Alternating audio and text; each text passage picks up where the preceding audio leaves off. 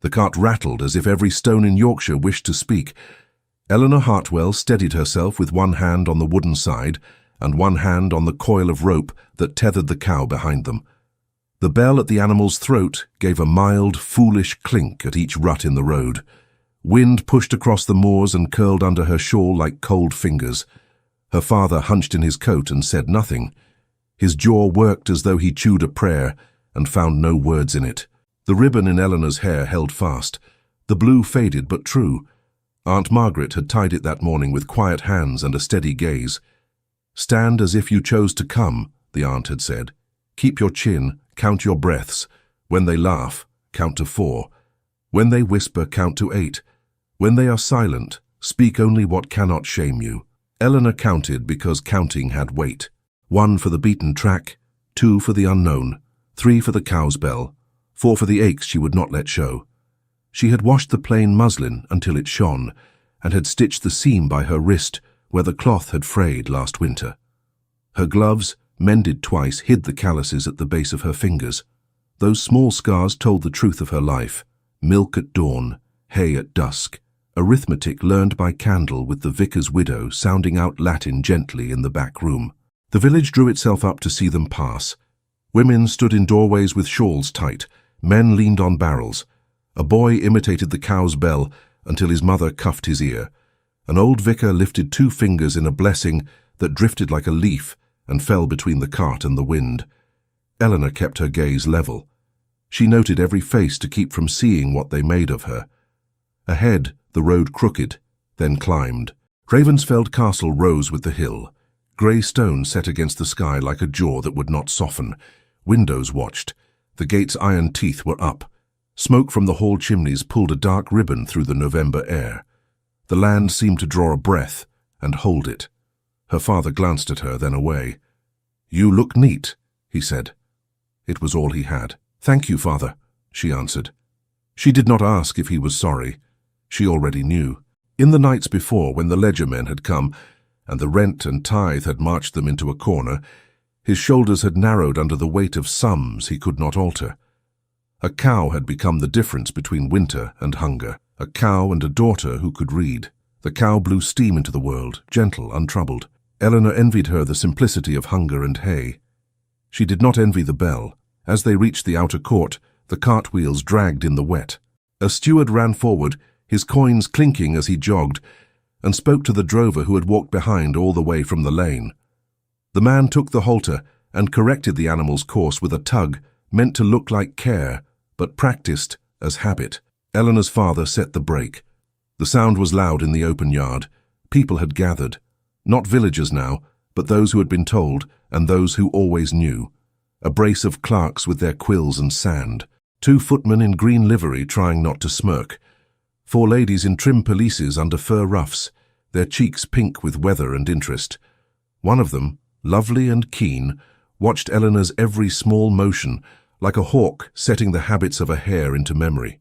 She moved her fan in a slow half-circle and spoke low to her companion, and laughter moved between them like silk.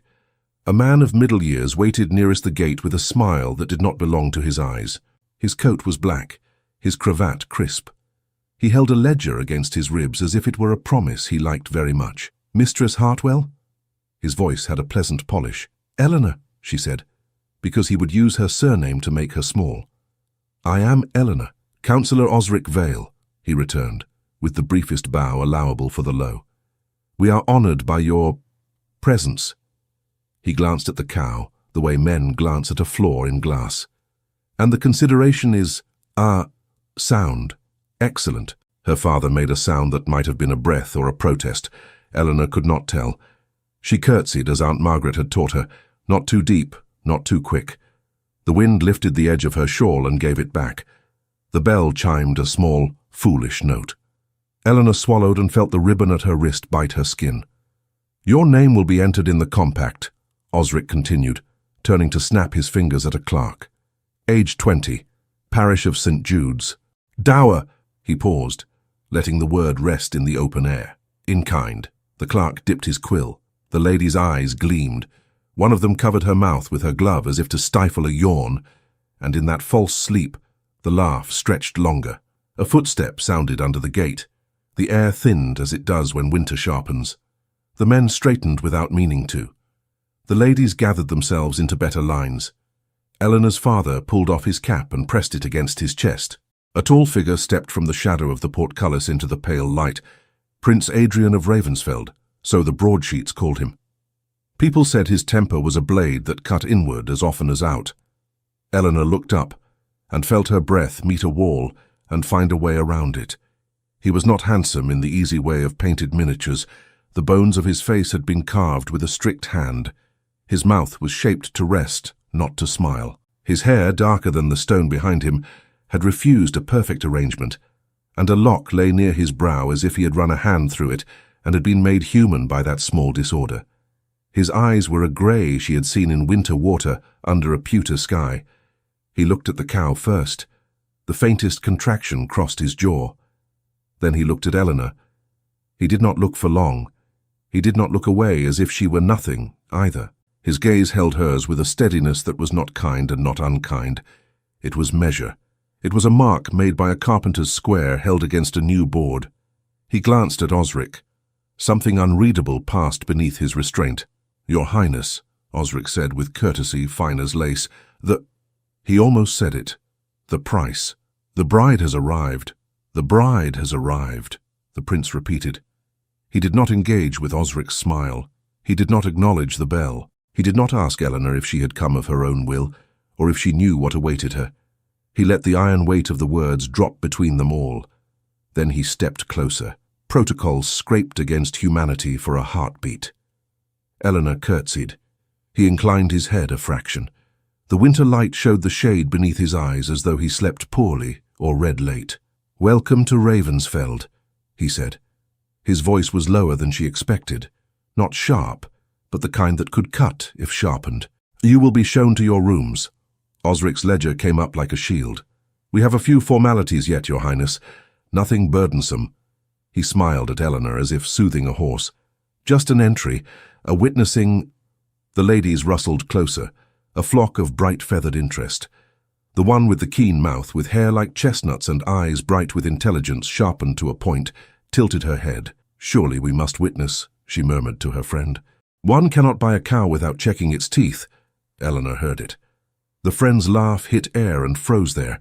Her father flinched. The cow chewed and blinked and made a huff that steamed and vanished. The prince's cup of patience tilted, but did not spill. He spoke without looking at the ladies. This should not be a spectacle. He had said it to no one and everyone. Osric's smile did not change.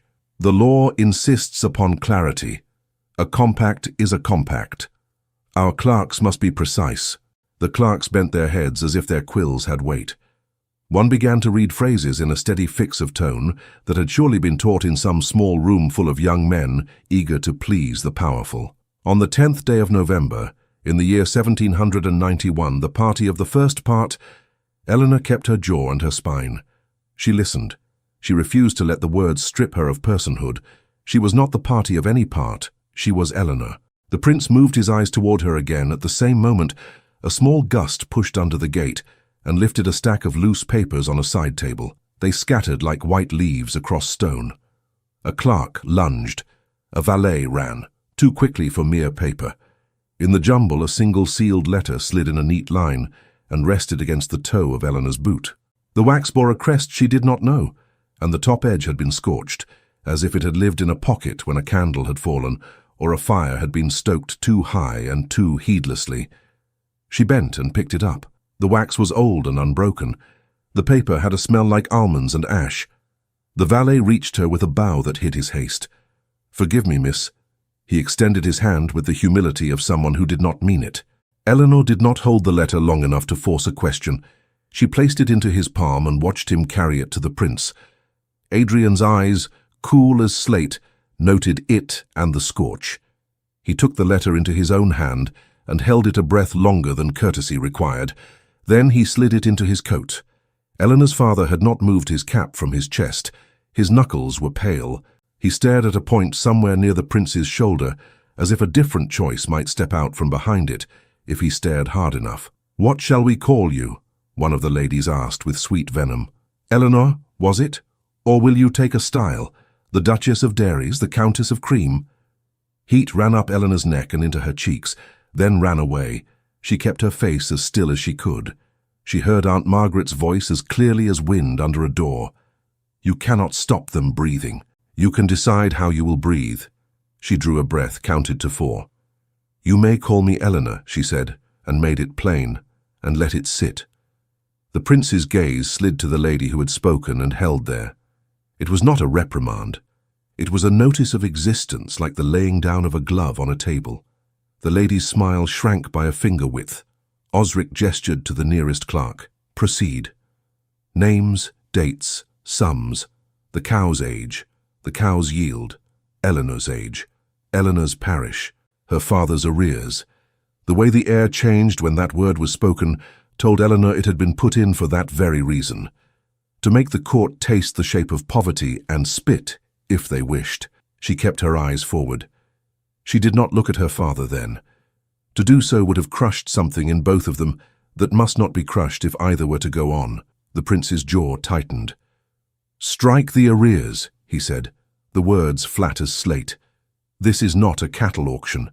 Osric's smile wavered a fraction. The clerk scratched a line through a line. The cow blew another soft huff. The bell chinked. Sign here, the clerk said at last, sliding the ledger.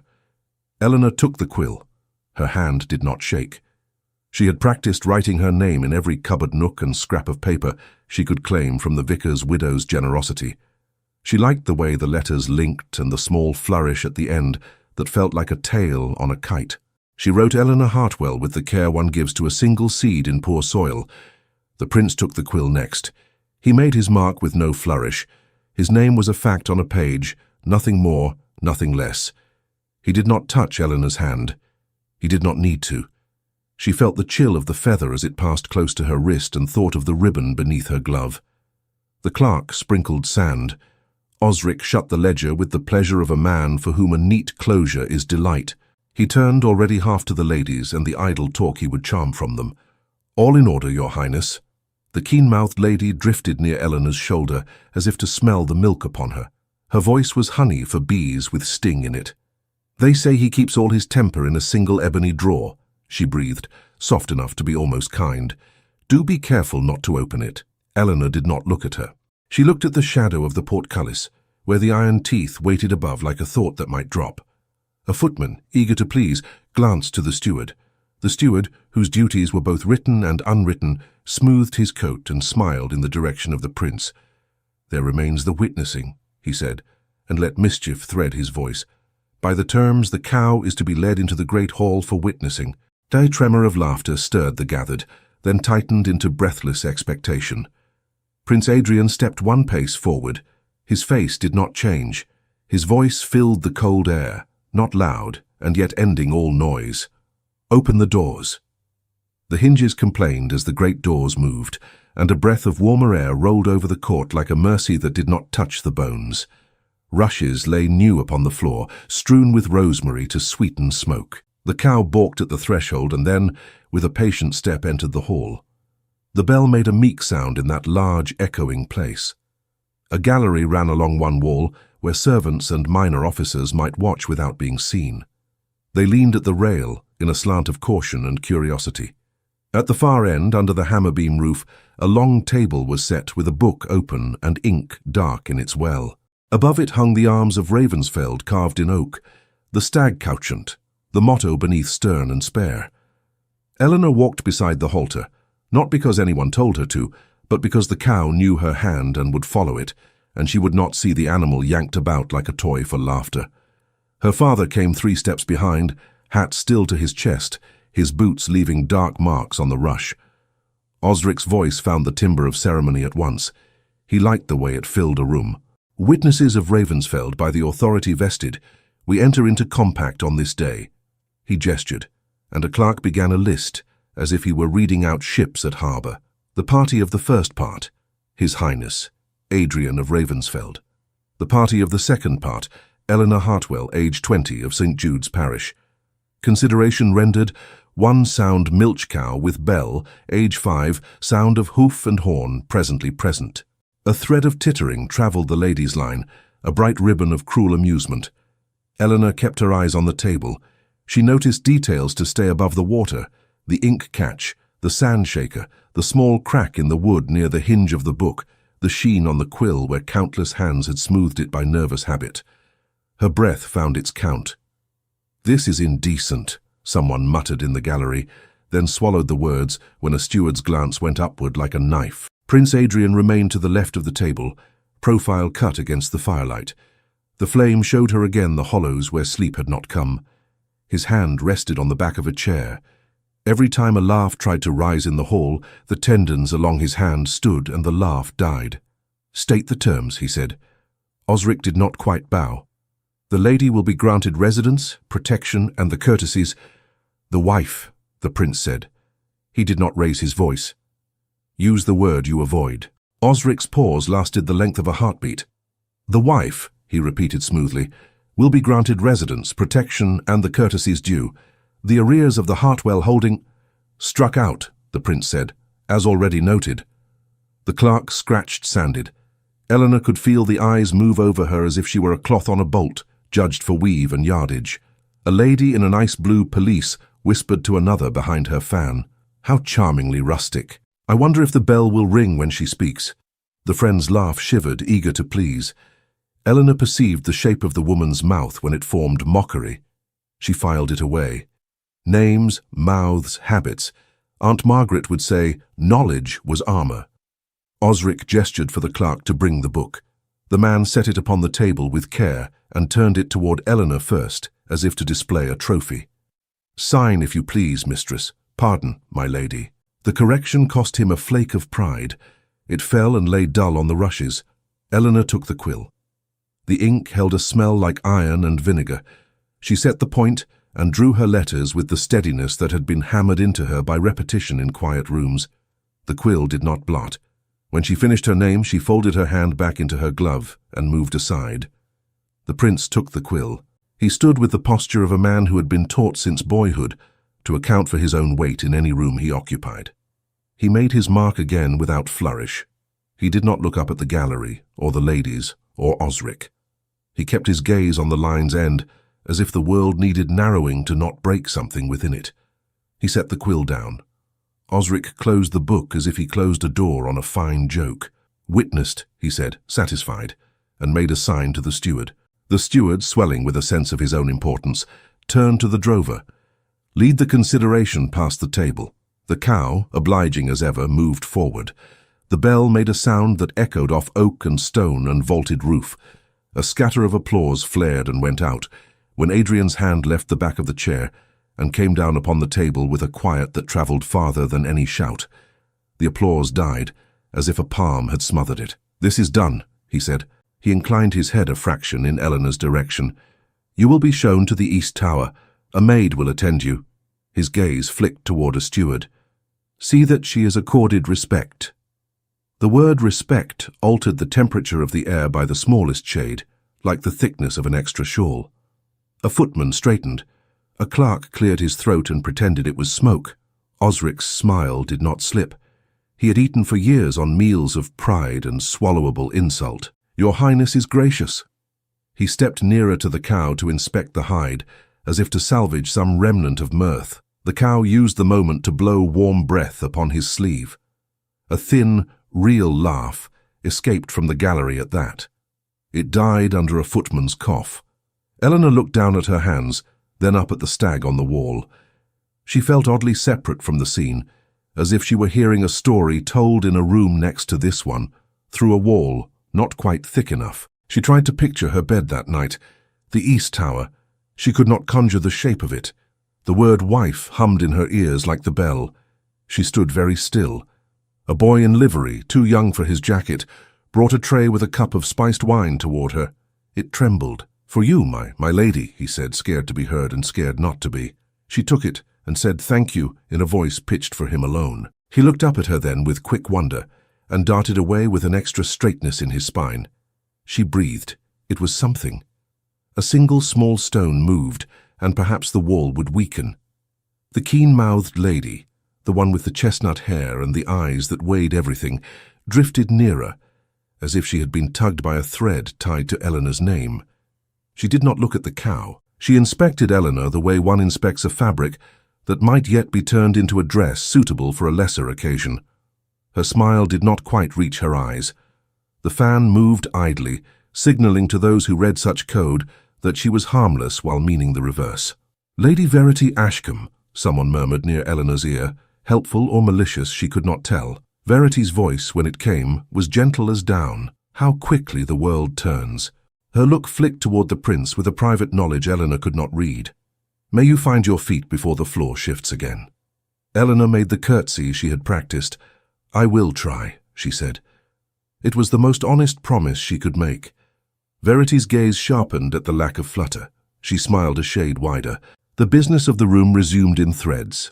Osric speaking to a clerk, a steward conferring with a footman, servants from the gallery slipping down the far stair in a flow of gossip that would reach the kitchens before Eleanor had crossed the hall. The prince said something low to his captain, a dark, quiet man with a soldier's balance, then stepped back toward the side aisle that led to the private stair. As he passed Eleanor, he paused just enough to be not quite accidental. "The East Tower," he said again, so she would not be left wandering. "Ask for Bryony, she will attend you." He added almost under his breath, this should not have been made a spectacle. She could not think of a reply that would not be too much or too little. She inclined her head and let her eyes meet his for the space of one steady beat. There was something in his look that was not pity. It might have been apology, but shaped into something that could survive being seen. He moved on. The hall shifted to let him pass, like a field of wheat flattened and rising again. Eleanor and her father stepped aside with the cow, waiting for the steward's direction. Her father's mouth worked, then set. He touched her elbow, the briefest brush, as if to assure himself she was solid. "We'll send word," he said, his voice thick. "When we can." She nodded. If she spoke aloud, the sound might break. A draft ran the length of the hall. Loose pages on a side table lifted and settled. The clerk hurried to weigh them with a candlestick. A valet, the same who had been overfast with the fallen letter at the gate, came the other way bearing a sheaf. In his haste, he knocked the corner of the table. Something skittered in a bright arc and landed near Eleanor's shoe with a dry, distinct clink. She looked down. A small key lay on the rushes, brass polished smooth by many touches, with a ribbon frayed to a color that might once have been black. The valet's face emptied for a fraction of a second, then recollected itself. Before Eleanor could move, Verity's fan closed with a whisper, and she leaned in so near that Eleanor could smell violets under winter. Her voice was silk on a knife's edge. "They say he keeps all his temper in a single ebony drawer. Do be careful not to open it." Supper was a parade in which she walked without moving. The great dining chamber glittered with candlelight and plate, mirrors multiplying faces, until the room seemed full of people who were not quite themselves. Eleanor's place was set at the lower end of the long table, near enough to be seen, far enough to remind. The seat card had spelled her new style without flourish, then been turned askew as if by accident. A footman offered wine to the lady on her right, then to the gentleman on her left, then stepped past her glass as smoothly as if it were not there. The tray did not even tilt. Eleanor kept her hands in her lap and looked at the salt cellar stationed one reach beyond her. Its silver sides curled into dolphins that smiled perpetually at someone else. Conversation rose and fell in tidy waves, a tale about frost-bitten orchards in Surrey, a speculation on ices that would be served at the winter ball. Laughter, carefully portioned. Lady Verity, seated 2/3 of the way up, smiled with her eyes lowered, making confidences without words. From time to time, those confidences drifted down the table like feathers and landed near Eleanor light and cold. "Such a mercy that the arrears could be addressed," someone remarked in a voice that could be heard by those who should and those who should not. "How very compassionate a crown can be." "Compassion is nothing if not economical," another replied to general appreciation. Eleanor kept her spine tall and measured her breath. She thought of the vicar's widow correcting a Latin tense with a tap of the finger and a patient smile. She thought of the cow's warm flank under her palm when the January wind laced through the barn boards and made everything else feel far away. A dish of fish came down, pale and fine, dressed with capers. The serving lad, cheeks blotched with effort and fear, set a portion before her so small that it seemed a comment. She thanked him by name. He startled, then managed a grin he tried to swallow. The portion coming to her father's old friend at the far end doubled at once. Small things moved. The cut direct arrived on slippered feet. A gentleman in good cloth approached her end of the table with a lady on his arm. He turned his face perfectly, so that his eyes slid past Eleanor's like water past stone. His companion adopted his angle and did not see Eleanor at all. They took the two empty chairs opposite and sat talking of a garden at Kew, as if the air between them did not contain a living woman. Eleanor felt the skin draw tight across the bones of her face. She tasted iron at the back of her throat and swallowed it. At the head of the table, Prince Adrian spoke little. He did not smile. He listened in a way that made men tighten their stories and women square their shoulders. When the laughter edged closer to cruelty, he set down his fork with a precise note of metal on porcelain that ran the length of the table like a bell no one else could hear. The room corrected itself. It lasted 3 minutes at a time. Each time he tried to eat, someone tried a joke on the topic of cows, and each time the joke died stillborn when it reached his end of the table. The meal took a long time that way. When the sweet was served, Eleanor reached for the salt at last, not because sugar needed it, but because her body wished to prove to itself that it could. Her fingertips brushed the dolphin's tail. The gentleman opposite put his hand very casually on the rim and turned it half an inch farther away, while he laughed at something the lady said. He did not look at Eleanor. Her hand fell back to her lap, as if it had always meant to. She could feel eyes upon the small theatre of that. She did not give them the interest of a flinch. A chill ran up her arms despite the fires. Her shawl lay on her chair behind her shoulders, useless and polite. She finished what she could of the custard and folded her spoon on the edge exactly. The boy with the wine returned, his tray lighter. He made to pass her again, and at the last moment set the decanter at her elbow without looking up. It was the smallest of rebellions, and it made something move in her throat that was not weeping. She poured for herself, half a finger's worth, and drank it as if it were a sacrament administered by a church that had forgotten her, but had at last recollected. Prince Adrian stood. The scrape of his chair did not rasp, it declared. All men rose, all women rustled to a stand. He inclined his head and left the room by the side door. Conversation re-knit itself too quickly, relieved of its check. The laughter lost a layer of caution. It grew soft and then sharper. It began to prick. "Do you suppose she will be taught the minuet?" someone asked. "Or will the cow do instead and pull the floor to the proper time?" "She may have a natural ear," came the answer. "Bells are bells." A bubble of mirth rose, bright and mean. Eleanor set down her napkin.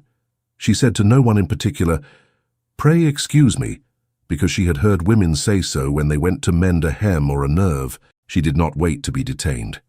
The corridor beyond the dining chamber smelled of wax and old wood, and a faint salt that might have been the memory of sea 100 miles away. She walked without hurry. A steward opened his mouth as if to question her, then shut it again when he met her eyes and stepped aside as if a draught had moved him. She did not look to see if anyone watched. The door to the garden gave when she tried it. Cold air came in as if let out of a chest where it had been stored for this purpose. Outside, the world had been pared to essentials. The south garden lay in ordered beds, rimmed by box hedges, all the greens turned black in the dark. Frost limned the tops of the clipped walls and spiked each blade of grass with a pin of light. The sky was low and grey, a sheet-iron dome. Her breath declared itself before her and then vanished, like a thought she could not quite keep. The stone balustrade along the terrace bound itself in cold so profound that when she touched it she felt heat leave her hands in a rush, as if the stone had taken a tithe. She walked to the railing and set both palms to the stone and let the pain deliver her back to herself. Tears came then, not loud, not violent, but with the quiet persistence of a thaw that will carve a valley if given time. She did not dab at them. She let them mark their paths. She thought of the ribbon at her wrist under her glove and pressed her thumb to it until the edge bit. "Breathe," the memory of Aunt Margaret said. "Your lungs are yours. Breathe." She drew air in, slow, to 4, held it, let it out to 6. Her heart obeyed the count as a horse obeys a soft hand on the rein. Behind her, the castle's windows burned in rows, careless as constellations.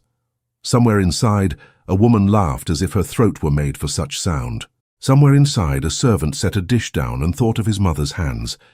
Somewhere inside, Osric Vale closed a ledger with the exact same pleasure he took in blowing a candle out with 2 fingers when no one could see him.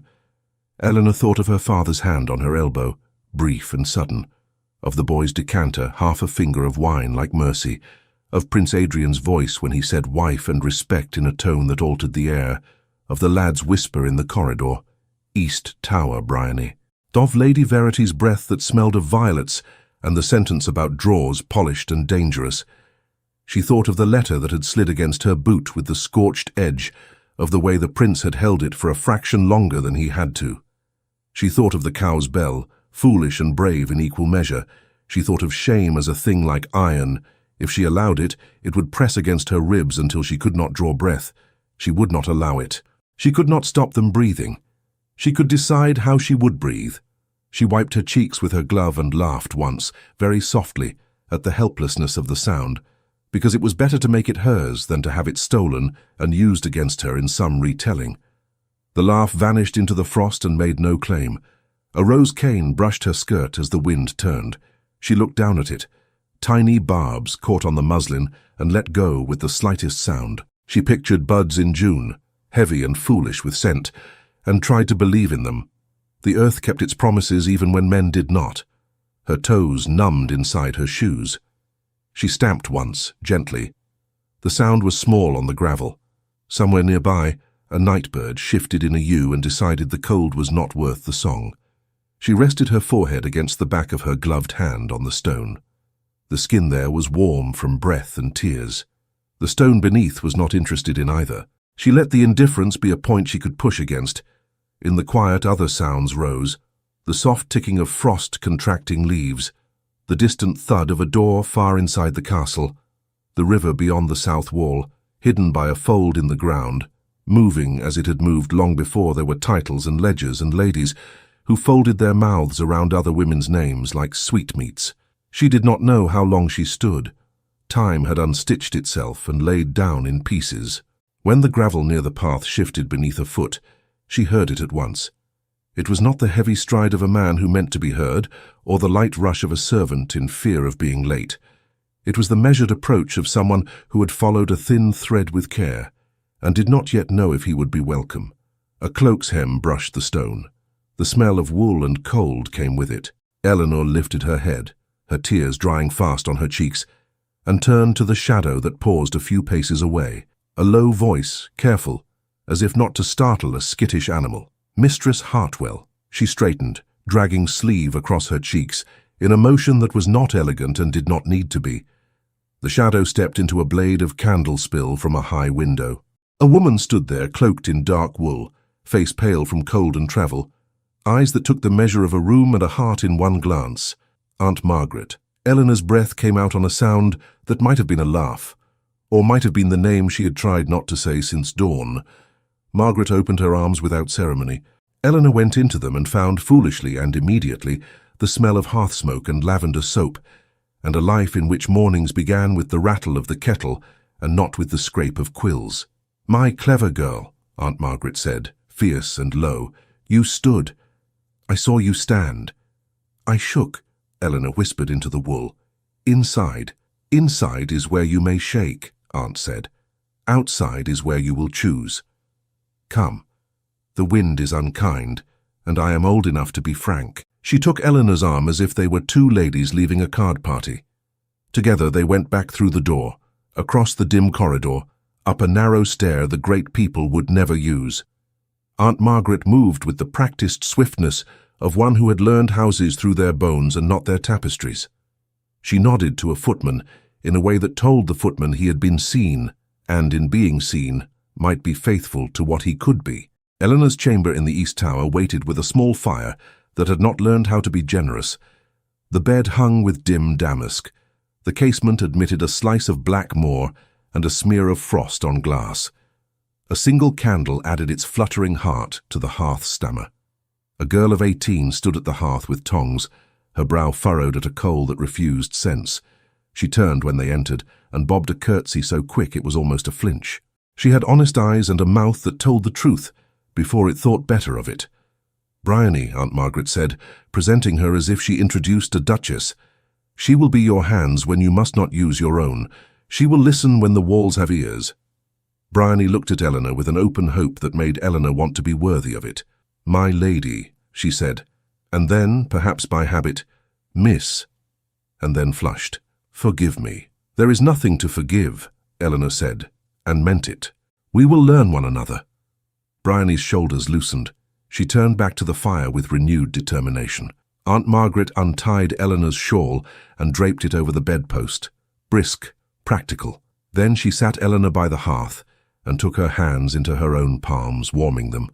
The skin of Aunt Margaret's hands was work-soft, not court-soft. "You entered as a bargain," Aunt said, looking into the flames, "because some truths are easier that way. You will leave as a choice. That is the work. It begins now." Eleanor watched the coal catch and hold. "How?" she asked, because the question had lived under her breastbone all day and had bruised the ribs around it. "How does a person make a choice inside a ledger line?" "By naming yourself before they name you," Aunt said. "By setting this very night one rule you will not break for any price they set. Rules are ropes you throw forward. You pull yourself along them." She turned Eleanor's hands to the fire, palms open. "What will be your first rule?" Eleanor thought of the salt cellars turned away, the wine that skipped her, the mouth that did not see her as it passed, the bell that made a fool of dignity. She felt the old ache of wanting to explain, to justify, to plead her personhood to rooms that had already decided their story. "I will not be made sport," she said, surprising herself with the shape the words took when they were allowed air. Saying them put weight into the soles of her feet. Aunt Margaret's mouth tipped at one corner. "Good. The rule has two parts. First, you will not perform your pain for their pleasure. They feed on it. Deny them. Second, you will answer insult the way you would stoop to pick a burr off a hem, calmly and only once." She reached into her pocket and brought out a narrow ribbon, plain and grey. She tied it around Eleanor's wrist, under the glove. The knot sat where pulse beat, a reminder that life continued. "When you feel the flame up your throat, press here. Count before you speak. If you must speak, feed them truth as small as a pill. Do not give them a feast." Eleanor pressed. The bite of the knot steadied her, as if the room had tilted and then righted. "What else?" "You will know the names of those who will never be announced, and you will say them aloud," Aunt said. "Stewards, footmen, scullery girls, the woman who launders your linen, and the boy who cleans your grate. Those names will help you breathe when the titled forget you own lungs. And when the titled speak to you as to a pet, you will look at their noses, not their eyes. It feels like impudence and reads as attention." Bryony, listening under the business of coal and poker, smiled once at the mention of names and then smothered the smile in a practiced way, as if she knew joy must not be seen by the wrong eyes. "And the prince," Eleanor said, because the shape of his profile against the fire in the great hall had lodged itself in her like a splinter. She did not yet know whether to keep for its reminder or pull for relief. "What am I to him? A mark on a page?" Aunt Margaret's look softened in a way that made Eleanor want to cry again and not let herself. "He was a boy once," Aunt said simply. "Men who grow in stone learn to hold their faces still. Faces like that crack if they smile without trusting the floor. Watch his hands. A man's words can be trained. His hands forget the lesson." She reached to the small table and took Eleanor's gloves and set them on the back of the chair to dry. "He said wife today when others said bargain. We do not make idols of words, but we do collect them and see if their pattern holds." Eleanor nodded. The fire spoke. The house creaked. The wind made old timber remember storms. The world gathered itself and then let go, the way a child breathes after a fright. Aunt Margaret rose and crossed to the washstand. She poured water into the basin and brought a cloth back warm, held over the kettle for an instant, and pressed it to Eleanor's face with a gentleness that made time fold. "You will sleep," she said. "But before you do, we will plot tomorrow." "Plot," Eleanor echoed, because the word warmed her. "What can I plan?" "Small things that look like nothing until they are everything," Aunt said. "At breakfast you will greet the steward by his name, Mr. Preece, and ask after his mother's chilblains. You will thank the footman who brings your tea, Samuel, and you will ask him to set the pot on the stand not near the window because draughts make tea bitter." Aunt smiled a little. "He will tell everyone in the hall that you know tea. The kitchen will decide you are worth their time. Kitchens decide more than kings." Bryony stifled another smile and failed this time. "Today, when the salt was moved," Aunt continued, and Eleanor's head came up because she had not said a word of it, "you did not reach again. Good. But next time, when a hand tries to complete a little theatre, you will alter the play. You will turn to the nearest servant, by name, and ask in your quiet voice if he would place the salt. You will look not at the gentleman who made a picture of you, but at the servant who will make a meal for you. Pictures break when you do not stand where they put you." Eleanor tried the sentences in her mouth and found them possible. It felt like learning a dance by naming each step before moving. She could do that.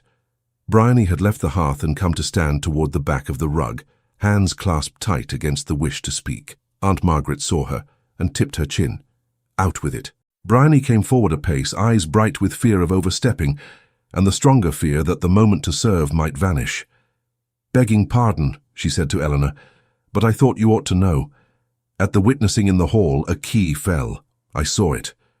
The valet went pale just for a blink. No one else marked it, or if they did, they chose not to bend." Eleanor's heart tightened in her chest.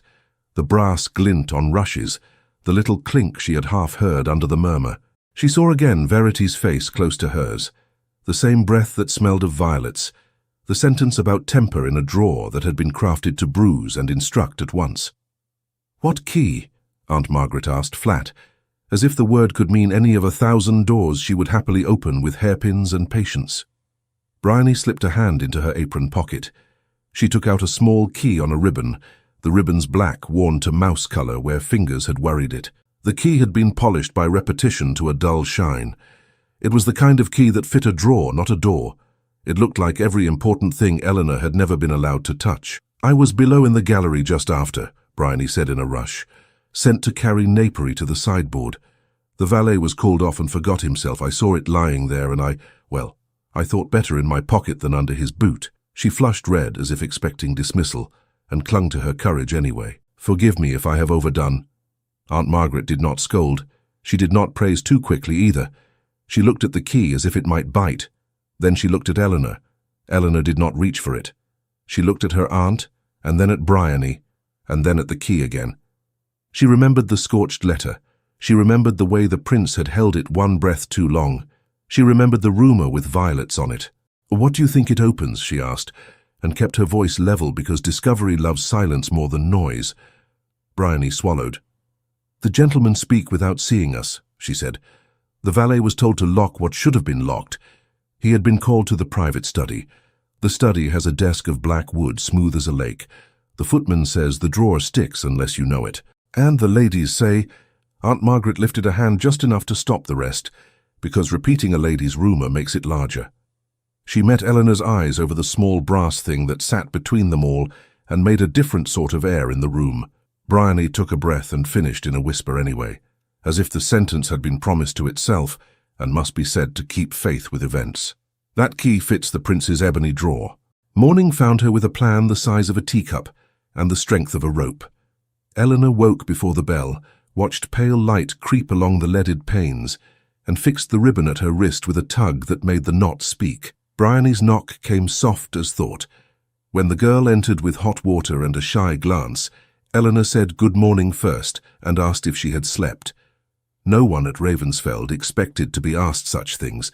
The question sat between them like a small fire. In the dining room reserved for mornings, the long table had shed its glitter and taken on the business of eggs and bread. Men with lists stood near doors.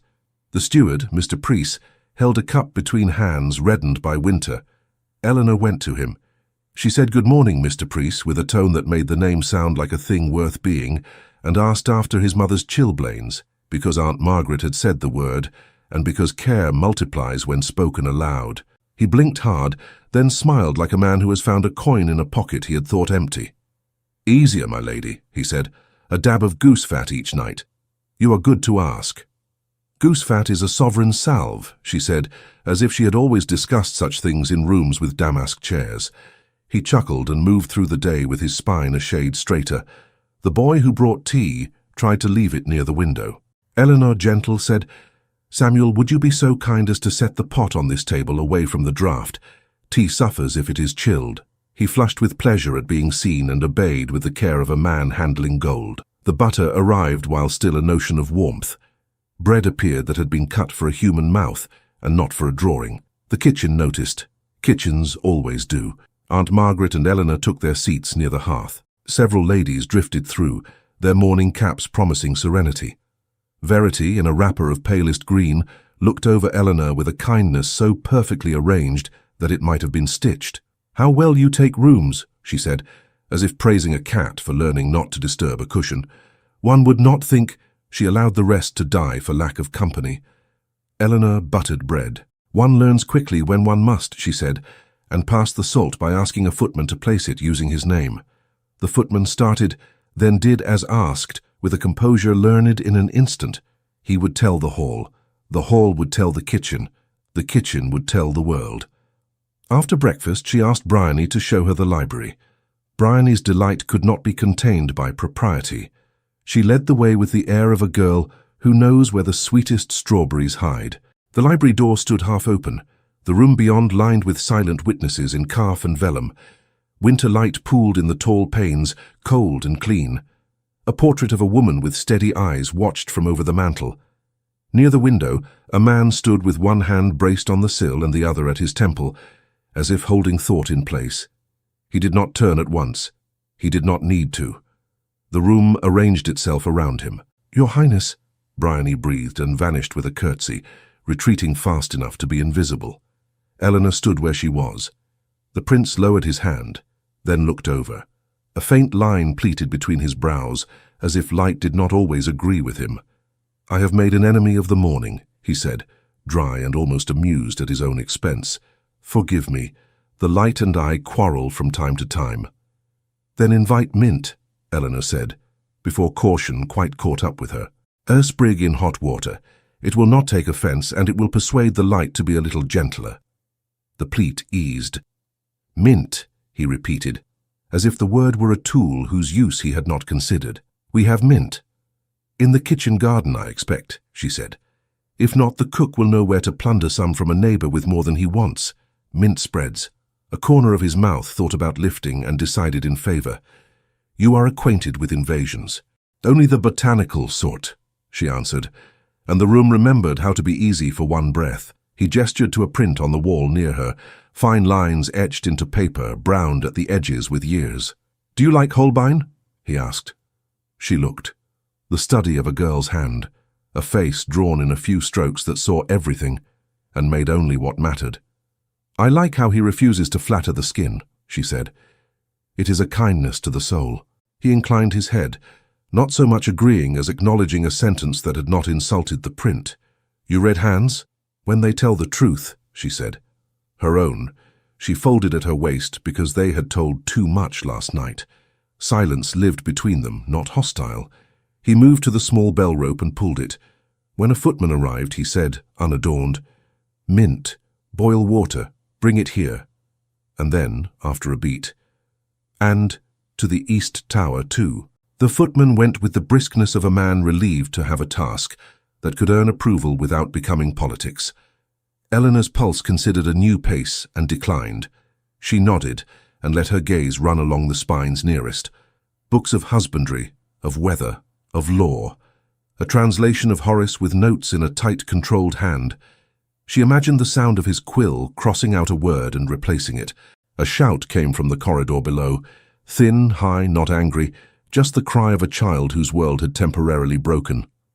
Eleanor moved without thinking, as if the sound had pulled a string tied to her ribs. She stepped out and down the shallow stairs to the service passage that ran behind the library. A small boy stood there with a broom taller than himself, cheeks wet, one shoe untied, dignity in tatters. "Hush," Eleanor said, kneeling so that the world would stop being a wall. "Will you let me tie it?" He nodded, hiccuping. She took the laces in fingers that had tied knots in rope and hair and hope. "What is your name?" "Tom," he said, braving another hiccup. "Tom Price." He watched her hands like a man being taught a spell. The ashpan tipped and Mr. Priest said, "Mind it," and I did not. "Then you will mind it now," she said, calm as milk, "and your shoe will mind you. Listen." She tapped the bell rhythm softly on the floor with the toe of her shoe. Clink, pause, clink, clink, pause. The cow's patient pattern, the sound of mourning in barns and kitchens. Tom breathed to it without meaning to.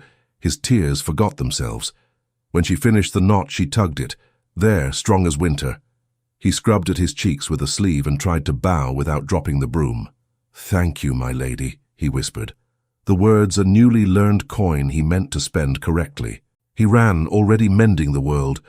Eleanor stood and found the prince at the top of the step, not intruding, only there. He had come as far as his breeding allowed a man to come into a servant passage unless fire or flood compelled it. He had watched without making the moment his. "That rhythm," he said. "What is it?" "A bell I know," she said. "Her sound tells you the day will come whether you fear it or not." He looked past her toward where the child had gone, then made a small motion with his hand, and the footman at the end of the corridor materialized. "Captain Blackmore," the prince said, as a dark man with a soldier's ease stepped into view. "See that extra coal is sent to the Price cottage. Tell Priest I have said so." The captain nodded, eyes flicking once over Eleanor, with the recognition soldiers give one another when they see courage in the wrong uniform. "At once, Highness."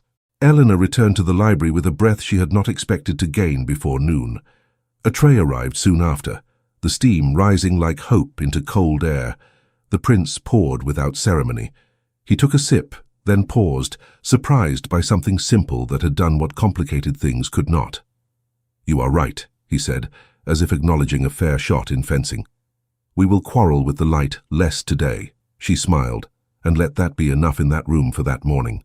The day bent itself to necessary tasks. Aunt Margaret tugged Eleanor through a series of small, deliberate courtesies that left their marks like pins on a map. Names learned, a thank you here, a straight look there. At noon, Eleanor stood beside the scullery girl, who would hem her shift and asked after her mother's bread. In the afternoon, she passed two ladies on the stair and did not flatten herself against the wall. She made room without diminishing, which is a trick and a creed. Verity watched from a landing the way a falcon observes the air currents it intends to use. Toward dusk, Eleanor sought the small chapel she had seen in passing, drawn by the way old stone keeps a kind of silence that can soothe or accuse. The door gave under her hand, cool and knotty with age. Inside, candles guttered before saints whose faces had lost their paint and gained more sympathy. She sank onto a bench near the wall, where an alcove carved with leaves made a pocket of shadow. Her breath made a cloud she could see. Her bones wanted stillness. She did not plan to pry at the carved stone. It simply looked a little wrong, as if a mason had once put it back so gently that time would pretend not to notice. Her fingers found the least give, the softest seam.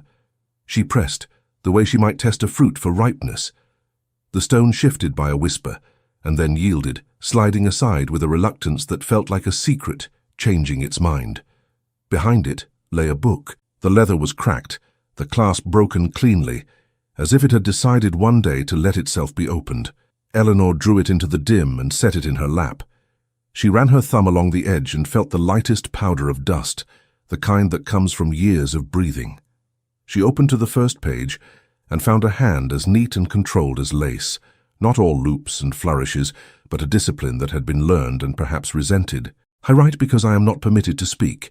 Read the first line. The room shifted around her as if making space. She turned a page with care. The writer called herself by no name at first, as if names had been locked with jewelry in strong boxes. She spoke of a prince who swore something with a hand on a sword, and then cut with the same hand what he had sworn to guard. She spoke of a woman wronged not in the coarse way of taverns, but with papers and seals and the cold of dismissed words. She wrote the word vow as if it were a person who sometimes came when called, and sometimes did not. She did not embellish. She set down history because someone must. Eleanor read until her eyes ached. The light worsened. The letters grew into a grey river her mind had to ford. She found a page where the discipline of the hand faltered. The writer's line emptied, then filled in surges. Here the wronged woman had been told to be grateful for what remained to her. Here the prince had sent gifts that could not atone.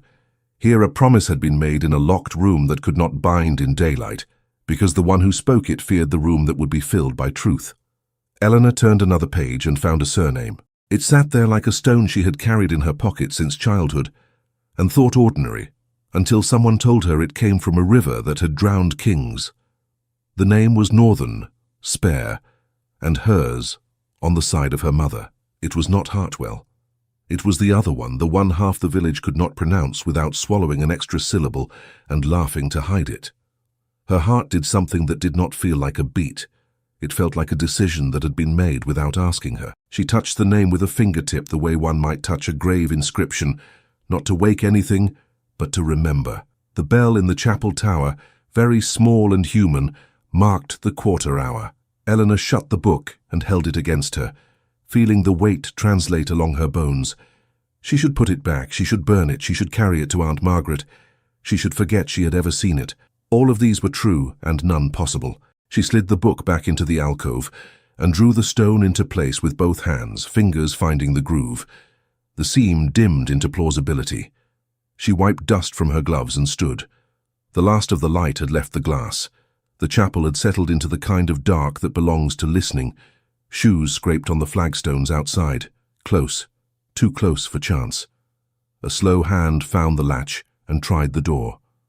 The latch lifted and fell twice, patient as a cat. Eleanor stood very still beside the bench, palms damp inside her gloves. The door held. Whoever stood outside let a breath cloud the glass, and then waited, listening for movement that did not come. A knuckle tapped the wood, not a demand, but a question. After a moment the steps withdrew not far. She could hear the scrape of a heel at the corner where the vestry passage turned. She slipped along the wall and found the small door that led to the narrow stair, the one a mason had made when the chapel was younger and repairs were frequent. The latch on that door lifted with a tiny, traitorous squeal. She stepped through and eased it down with 2 fingers. The dark took her and gave her back to the corridor, where she walked like a woman who had always known where she was going. By morning, a different kind of day had fastened itself to the house. A levee, Mr. Priest said, which translated to standing in a long room and being inspected as if one were fruit at market, only with better gloves. Eleanor followed Aunt Margaret through a maze of corridors until the great hall lay remade in daylight, chairs drawn up, sunlight laying pale stripes across the floor, ladies in morning gowns arranged like petals, gentlemen polishing anecdotes in their heads before they risked them. Verity stood at the center of a small ring, serene in pale lilac, a spray of ribbon at her shoulder that looked like a sigh. She greeted each arrival with a word that felt like a favor and cost her nothing. When she turned and saw Eleanor, her smile warmed by a degree measured by rooms and rumors. "Lady Ravensfeld," she said, tasting the syllables as if to judge their sugared content. "How good of you to rise to mornings. Some women find they are allergic to them." Eleanor curtsied with impeccable accuracy, as if the measure of deference were a dose to be administered, and not a pool in which one drowned. "Mornings and I are old friends," she said. "They used to come in while I milked." A few ladies colored at the word milk, as if life should not be said aloud before noon. Verity's eyes brightened. "How fortunate," she said, voice mild. "We are in need of diversion, until the musicians have tuned for the noon hour. Shall we play a game?" She did not wait for assent. She turned to the cluster of women and men and widened her smile into a hostess's. "Each lady shall name the most memorable dowry she has known," she declared lightly. "Not her own, naturally. We must preserve some mystery. The gentleman may judge which is most distinguished." A murmur of appetite for harmless cruelty stirred. The ladies tilted their heads, calculating what would sound grand without sounding vulgar. A baroness of a certain age announced a casket of emeralds brought from Vienna in a coach with 8 greys. A viscountess countered with Gloucestershire land that made her laugh untroubled at weather. Laughter warmed. The gentleman leaned and murmured. The game gathered itself as all games do that let people handle sharp objects while pretending they are fans. Verity's turn came round with exquisite inevitability. "I once knew a woman," she said, eyes lowered for mercy she did not mean to give, "whose dowry was so admired that it was displayed for days before the wedding. Pearls like moons, a tiara that made women miscarry from envy. The laugh that followed was as gentle as poison in milk." But the most memorable, well, must be the one we all know. A cow, with bell. How endearing that simplicity can feed a kingdom. She raised her gaze to Eleanor as if offering her the coals and the tongs to do her own burning. The room tilted toward Eleanor, like a tray people meant to upset. Aunt Margaret stood aside, the exact distance a woman keeps when another must walk into weather alone. Mr. Priest frowned into his cup and then pretended he had not. Bryony at the edge squeezed her hands together until the knuckles looked like stones. Eleanor felt the knot at her wrist. She pressed it. 1, 2, 3, 4. She drew a breath the way you pull a bucket from a deep well and drink only what you need. She stepped forward enough to be seen, not enough to be performing. When she spoke, it was in the voice she used to soothe a nervous colt and to answer a vicar's question and to tell her father he had done his best. She did not raise it. The room quieted to hear the tone, if not the words. "I have seen dowries that shine," she said. "I have seen land deeds that make men stand taller and women sit straighter. I have seen pearls that look like moons and behave like them too, far and cold." A ripple went through the ladies, some laughing, some not. Eleanor went on. "But I have also seen milk put into a child who had not yet decided to keep living. I have seen wool enough for blankets when the frost would like to lay its hand on a chest and call it finished. I have seen a cow, plain as a bar of soap, pay for seed and keep a field from becoming a story about hunger." A lady near Verity's ring looked down abruptly. Another's mouth softened. Verity kept her smile in place and made it cooler, as if the room had been deucedly warm. "So very improving," she murmured. "Shall we all resolve to be quite pastoral?" Eleanor did not look at her. She looked at the servants' gallery, where a kitchen maid had paused with a basket of linens and forgotten to breathe. "You may jest at what you will," Eleanor said, "but a bell that rings in the morning can feed those who do not attend levees. I do not ask you to admire it, I ask you to admit it exists." Silence held like a held cord. It was not comfortable, but it was harmonic. One of the men, the captain Blackmore, shifted with the ghost of a nod. A gentleman prepared a cutting remark and thought better of it because the room had tilted by a hair, and he did not wish to be the man who slipped first. "Charming," Verity said in a tone that winter wears when it pretends to be spring for a day. "We must be grateful to have so immoral a bride among us. So hungry a winter," Eleanor returned without heat. It was not a retort. It was a sentence with its own weather. Movement at the doorway rippled through the assembled like the first breeze through wheat. Prince Adrian entered with the unhurried stride of a man who neither seeks nor refuses attention. He had put aside the soldier's coat of last night for a morning coat of plain dark cloth, and the change made him look less like a statue and more like a man who has thoughts and cannot always stop them. He looked at Verity's ring the way a teacher looks at chalk before a lesson about why chalk is not a toy. He did not ask what game they played. He did not need to. The scent of it was on the air. "Your Highness," Verity said, curtsying, sweetened into grace at once. "We find ourselves in want of music. I was only obliging with a distraction." "Distraction is plentiful," he said mildly. He looked not at Verity but at Eleanor, not in rescue but in recognition that someone had already done the thing that needed doing. He turned, measured the room, and spoke into the space where jokes are fed. "That will be the last jest at my wife's expense." He did not raise his voice, he did not need to. The servants in the gallery straightened as if someone had laid a hand between their shoulders and pressed with approval. A lady's fan stilled. A gentleman with a talent for witty cruelty closed his lips around a phrase and swallowed it, finding it tasted worse going down than he had expected. The word wife moved differently through the air than other words. It landed. It stayed. A footman at the far door, hearing it, set his shoulders as if he had been given clear orders for once.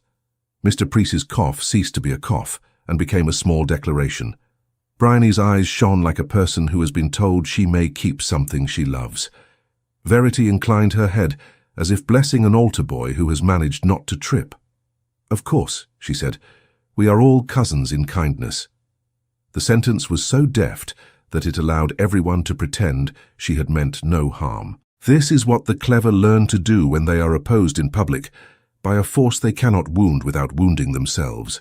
Eleanor let the breath out slowly, the way one ought when the bucket returns full and you must not spill. She turned to the nearest servant, a girl with a tray of tea that had cooled, and said, "Thank you, Anne, would you please ask for hot water?" and looked only at the girl while she spoke. The girl's chin came up an inch. This, too, was part of refusal. The room learned. The conversation resumed, not sure of itself, like a horse that has been checked and must remember how to go forward, without renewed foolishness.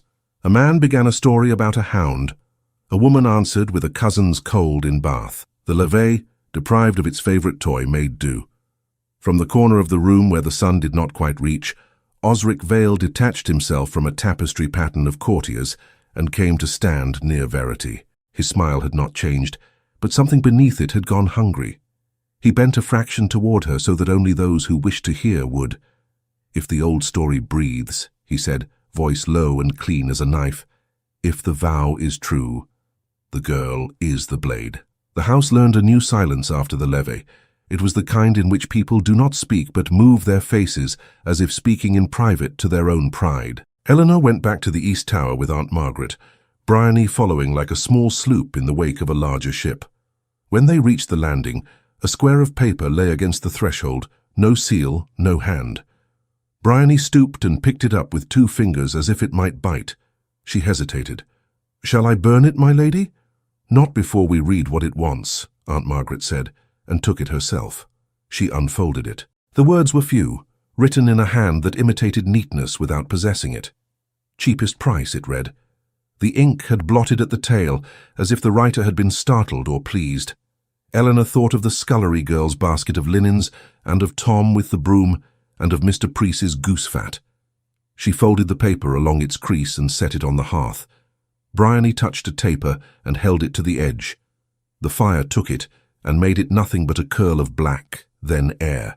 The next morning there were 2 such scraps, one on her breakfast plate beneath the napkin, returned to pasture, and one tucked like a joke into the lacing of her gown, where only Bryony's careful hands would find it. Bryony's mouth went thin.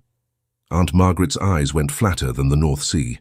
"Do not touch them with your bare hands," Aunt said, and flicked one into the fire with a knife used for butter. "And do not memorize their grammar. That is a kind of contagion." Eleanor nodded. She pressed the knot at her wrist until the skin under it sang. "If a thing wants to be our supper, and yet makes us sick when we eat it," she said, half to herself, "we do not call it food." "Good," Aunt Margaret said. "That is a sentence you can wear in any room." By noon news found them that did not wear ink, that a woman from the village had come to the back gate with chapped hands and a child on her hip, hoping for tallow ends, and had told Bryony's cousin's wife that the draper's cart had missed its day, and the miller's grain had been found late in the ditch with no hands prints on the sacks. Men at the alehouse said the road had forgetfulness in it of a sudden, and no one could say who had started the talk that the prince's new wife had saddled the village with her hunger. Eleanor felt the cold settle under her gown in a place heat could not reach. Aunt Margaret made a sound in her throat that women make when they are apt to pick up fire irons and set a room to rights. "This is not a mistake," Aunt said. "It is a plan." Eleanor went to the steward's office, where Mr. Preece kept order with chalk and mercy.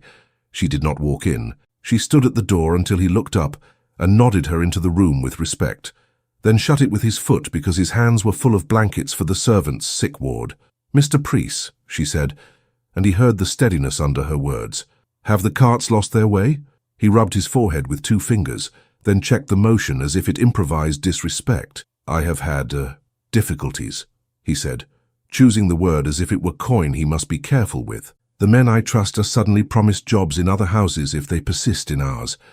A man who never loses his way has lost it twice this week. The draper says his wife has a cough which is very odd, as she sang in the church on Sunday." "Who speaks to them?" Eleanor asked. He selected another coin. "Those who profit from others' hunger," he said. "I cannot say more because I would be wrong to guess, and I will not be wrong about this." She thanked him, not because of what he had said, but because of what he had not. When she opened the door to leave, she almost collided with Captain Blackmore, who had paused there as if the corridor had put him in her path. "My lady," he said, eyes flicking to note Mr. Preece's blankets and the set of Eleanor's mouth. "Forgive me. I was sent to find the steward." "He is found," Eleanor said. "So am I." She hesitated, then took courage because the day demanded it. "Captain, may I ask you if the prince is well served where counsel is concerned? Blackmore's mouth twitched at one corner with no mirth in it. "He is served," he said, which was the least and most one could say in such a place. "Then we will serve him also," Eleanor said, and left him with that to weigh. In the afternoon she returned to the chapel. The book sat behind its stone, as if it had never been moved. She lifted it out and sat with it where the light could reach the ink. The hand that had written had been steady even when the heart was not. She turned pages past the description of the wrong, the land remeasured until it lost itself, the promise made in a room with panelling and candles that had been snuffed before the words could be written, and came to a section where the ink seemed to sink deeper into the page, as if each stroke pushed hard. "A vow," the writer said, "not the kind a priest blesses, but the kind a person makes when the doors are shut and someone must be held to account." The prince who had done the wrong had knelt, perhaps truly, perhaps to purchase time, and had sworn to fear the day when the wronged woman's blood returned to the house unannounced. The vow had pleased no one and bound everyone. The writer did not bless it. She recorded it, because it had begun to govern the hall like weather no one could find the sky to. Eleanor read the name again, the one her mother had taught her to spell in the kitchen with flour, the one that women at the pump had softened to kindness when they spoke of her mother's patience. It was in the diary, like a candle flame behind glass. She touched the page with the back of her finger. Her hand shook finally where no one saw. Footsteps came with purpose along the stone outside. She closed the book too quickly, ashamed of the sound, slid it home, shifted the stone. She stood and wiped her hands as if taking flour from them, and went to the door with her head up. Sir Rowan Blackmore stood there. He had not put on court clothes. He wore the uniform of the man he was, dark coat, sword at his side because he had to, steadiness because he chose to. He inclined his head. "Lady Ravensfeld," he said, "I do not under such circumstances seek ladies in chapels, but the circumstances argue for discourtesy." "You may speak," Eleanor said. "If I must tell you to lower your voice, I will do so." He respected the warning. "I have no wish to frighten you," he began, and then looked at her face and adjusted the sentence. "You do not frighten easily." "Good. Then I will be swift. Councillor Vale has been at the market all morning in a fashion that does not require his shoes to touch earth. Men loyal to him have put it about that the prince wishes to show kindness to you beyond your deserts, and will therefore squeeze rents to do so. The men I would trust with coffers have been told that jobs await them elsewhere if they persist in their loyalty to priests. Deliveries have acquired an unfortunate tendency to wander. This is an invisible riot." Eleanor felt the knot. She pressed it. "He hopes the village will demand my dismissal," she said, not asking, stating. "Then he will be the man who calmed trouble he started." "Just so," Blackmore said. He did not praise her for seeing it, because he did not think it praiseworthy, only necessary. "I have brought proof of some of it to the prince. He knows. He will act where it is his realm to act, but there is another realm." He shifted as if the words tasted worse than they sounded. "There is a story, my lady, a story older than the prince. I am not a man to credit stories until they dress themselves in facts. This one has begun to do so." Eleanor held his gaze. "I have read a piece of that story," she said. "I will not say where I read it or from whose hand, because it would put stones in the shoes of people who have done nothing but leave doors ajar. But I have read enough to know that fear has lived in this house long enough to become furniture." Blackmore's mouth tightened into approval, unchecked by surprise. "Then I need not shatter illusions that do not exist. The vow, then. It has made timid counsel of men who should be braver. Vale wields it without believing in it because it frightens others into believing. He intends to prod this whisper into roar, and then fix it with the prince's humiliation as the nail." Eleanor asked, because she needed to hear a soldier say it. "What stops a whisper?" "Truth spoken with care," he said, "and sometimes a hand on a wrist at the right moment. The prince does not fear you. He fears breaking what he thinks he holds together by holding too hard." Blackmore's eyes went to the chapel door and back, respectful of secrets he had not been told. "I will keep watch where swords are useful. You may have to speak where swords are not." Aunt Margaret had come to stand just inside the passage, silent as a sister in a house where silence is a law. She said when Blackmore had gone, "He is an ally, and we will not make a hero of him for being a decent man, but we will use the decency he offers." Eleanor leaned back against the cold stone. "If I speak, I topple a throne," she said. feeling the words measure themselves in her mouth. If I stay silent, I condemn a heart. Perhaps two. You cannot topple a throne with a truth spoken with love, Aunt Margaret said, not piously but as if naming a law of physics. You can topple a lie. Thrones built on lies ought to fall. This house is not built on one lie. It is built on many truths and one fear. Speak to the fear. Speak to the people who use it. Do not speak to amuse the ladies. Eleanor nodded. Her calm felt like a piece of wood that floats because it must, not because it pleases water. That evening the prince sent for her. Not gravely, not ceremoniously, only a note, neat, the handwriting firm, sent by a boy whose mouth had custard at the corner. Eleanor went to the smaller of the studies, not the great one with oak carvings and history, but a room where a man wrote letters when he did not wish to be seen writing letters. Adrian stood at the desk, sleeves pushed once up and then regretted, pushed back down to the neatness he seemed to think would keep the day from fraying. He looked tired in the way a man looks when the edges of his patience have dried and cracked. Vale wants the compact annulled, he said without embroidery. He thinks the court will like the sound of it better than truth. He says it would calm the village. And you? Eleanor asked. I am minded to have him eat his own words for supper, he said, the faintest heat in his tone. But I am told this is not politic. He looked at her, and the tiredness in his face was not only his. I am also told that my temper is a drawer which I must keep shut. She almost smiled, finding the rumour reduced and placed where it belonged. Drawers are for things one wishes to keep, she said. Your temper is not such a thing, nor is mine. He studied her as if measuring whether her steadiness would endure if the room moved. There is an older matter, he said, one that I will not name here. I will say only this. If it is to be spoken, it ought to be spoken by one who does not intend to use it as a cudgel. It will be spoken, Eleanor said, but not to punish, to make a path for both of us. Something in his face let go without collapsing.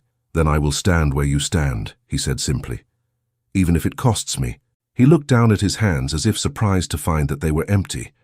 I will not let you be made sport, he added with a humanity that made the room warmer by a degree. Nor you, she said. That made them partners in a way ledgers could not record. She left him with that promise, and the promise left her with a place to put her fear, next to his, on a shelf under a lock both held keys to. Late that night, Eleanor and Aunt Margaret sat with the diary between them, not reading now, but thinking, which is another kind of reading. Bryony had been sent to her bed with a sternness that admitted her usefulness and acknowledged her exhaustion. The fire had settled. The castle's noises had turned to the small unself-conscious talk-houses, make about their own bones. We will not go looking for a stage, Aunt said. But when one is thrown up and garlanded and the lanterns lit, we will not stand behind it and whisper either.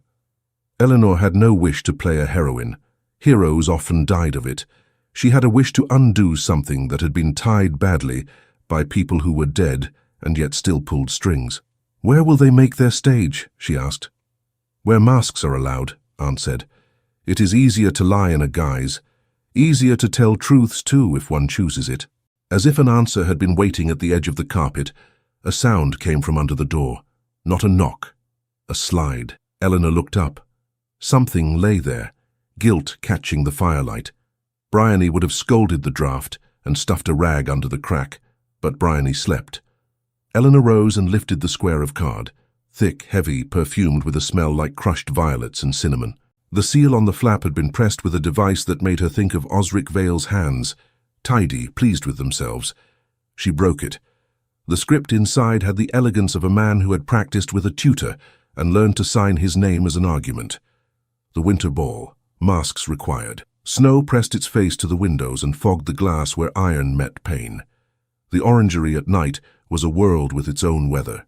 Warmth breathed from the flues under the flagstones. The leaves of the orange trees made a low whisper when the draught ran its fingers through them. Lanterns hung at intervals, their light turning the fruit to small suns, their scent a memory of summers no one here had lived. Eleanor came because the house had filled with paper and people and plans, and the weight of thinking had made the walls too near. The heat laid a hand on her cheeks and smoothed the cold there. She unfastened her cloak and let the hood drop. Her breath softened. She stood under a bough bent with green fruit, and listened to a drip in the far corner where a gardener had set a pan to catch a patient leak. The rhythm steadied her, as a bell would. Footsteps approached, not stealthy but careful, because certain rooms insist on courtesy. She turned and found Adrian between rows of citrus, his coat unbuttoned after a day of pretending to be made of the same cloth always. Snow clung to his shoulders in a constellation that did not melt at once. He looked less like a figure on a coin, and more like a man who had put off one shirt and not yet found another. "I did not intend to intrude," he said. "I make truces with the light in here when my head misbehaves.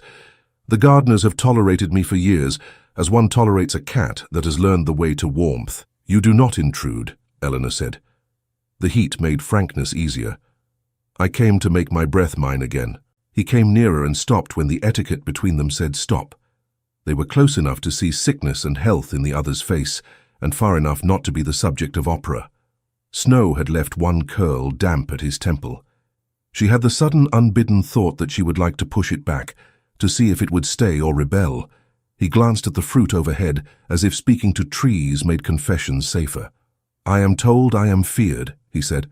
"I suppose I am. A man who must break the day into pieces and swallow them without complaint learns to be sharp with his own mouth. I do not take pleasure in it. I have been given a temper as one is given a sword before one understands cutting. I have at times cut what I meant to defend. People learn quickly to be quick with me.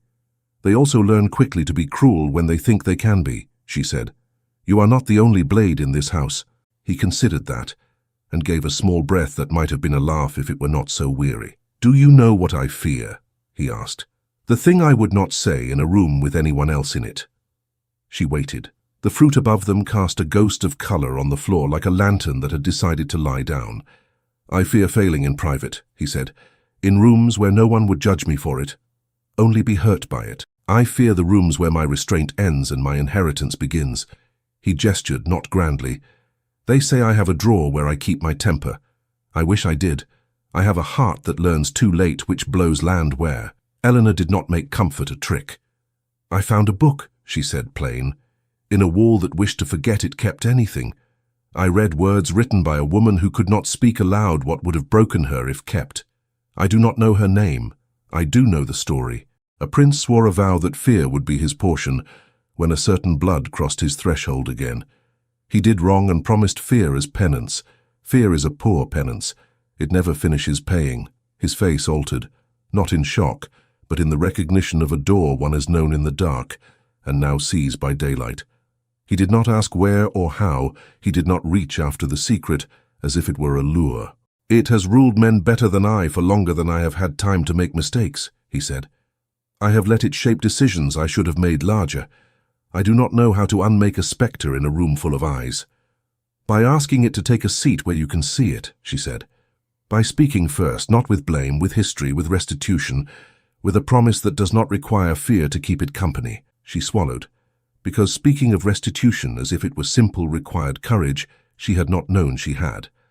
"The village should not pay for our truth. They should be fed by it." He watched her, as one watches a path appear underfoot, where one had expected a bog. The scent of orange flowers earlier in the year had sunk into the soil. The warm air carried it up now in a breath. He was quiet long enough that she could hear the drip in the corner, count the seconds. "I do not want to order you," he said at last. "I am tempted often to do so simply to know where the edges of things are, but I do not want a wife who obeys because she is convenient. I do not want a bargain I did not make. I want you. If you will have me, if you will tell the truth with me, if you will tell it even if it costs me the admiration of those who mistake admiration for loyalty." No one had ever said "I want you" to her without also wanting something else more.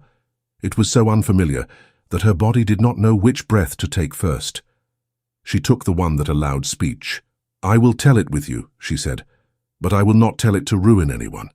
I will tell it to stop something from ruling us that has not earned the right. I ask one thing in return." "Name it," he said, as if the room were a court and he were a supplicant, which made her ache and resist in equal measure. "We speak together," she said. "We do not leave the other exposed. We do not hold the other's courage as a banner and then retreat. We speak as one thing, and when we have spoken we do the work that words demand.